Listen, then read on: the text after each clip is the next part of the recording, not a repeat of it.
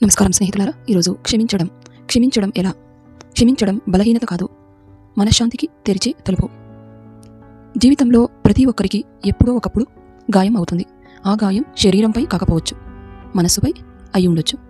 ఒక మాట, ఒక నిర్లక్ష్యం, ఒక మోసం, ఒక అవమానం, ఇవి సంవత్సరాలు గడిచినా మనసులో నిలిచిపోతాయి. ఈరోజు మనం ఎవరిని గురించి మాట్లాడడం లేదు, ఎవరిని తప్పుపట్టడం లేదు, కేవలం మనస్సుకు శాంతి ఇచ్చే ఒక గొప్ప గుణం గురించి మాట్లాడుకుందాం. అదే క్షమించడం. ఒకసారి ఆలోచించండి. చేతిలో మండుతున్న బొగ్గును పట్టుకుని దానిని ఇంకొకరిపై విసరాలని ఎదురుచూస్తే ముందుగా కాలేది ఎవరి చెయ్యి? మనదే కదా. అలాగే కోపం, ద్వేషం, పగ ముందుగా మన హృదయాన్నే కాలుస్తాయి. ఒక గ్రామంలో ఇద్దరు స్నేహితులు ఉండేవారు.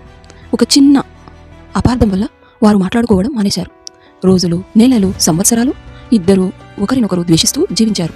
ఒకరోజు వారిలో ఒకరు అనారోగ్యానికి గురయ్యాడు. అప్పుడు తెలిసింది, తాను ఇన్ని సంవత్సరాలు మోసింది ఆ వ్యక్తిని కాదు, తన మనసులోని భారాన్ని అని. ఆ రోజు వెళ్ళి ఒక మాట చెప్పాడు, నన్ను క్షమించు, నన్ను క్షమించు అని.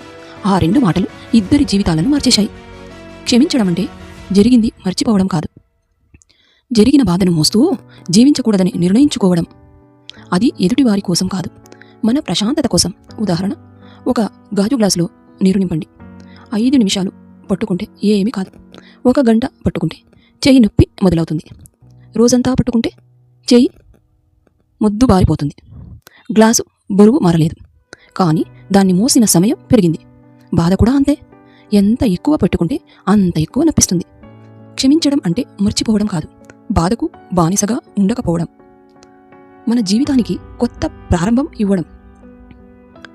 ఒక గురువు తన శిష్యులతో నడుస్తున్నాడు. దారిలో ఒక మహిళ నది దాటలేక నిలబడింది. గురువు ఆమెను ఎత్తుకుని నది దాటించాడు. శిష్యులు ఆశ్చర్యపోయారు. 2 గంటల తర్వాత ఒక శిష్యుడు అడిగాడు, గురువుగారు, మీరు ఆమెను ఎందుకు మోశారు?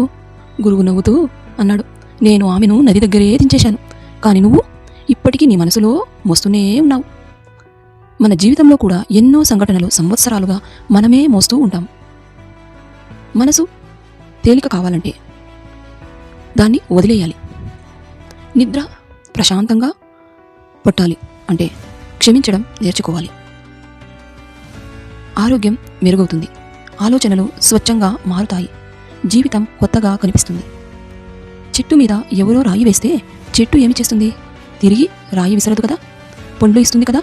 అదే ప్రకృతి గొప్పతనం. ఈరోజు మన జీవితంలో ఎవరి పేరు గుర్తు చేసుకోవాల్సిన అవసరం లేదు, ఎవరిని తప్పుపట్టాల్సిన అవసరమూ లేదు. ఒక్క పని చేస్తే చాలు, మన హృదయంలో ఉన్న భారాన్ని నెమ్మదిగా దించేయండి.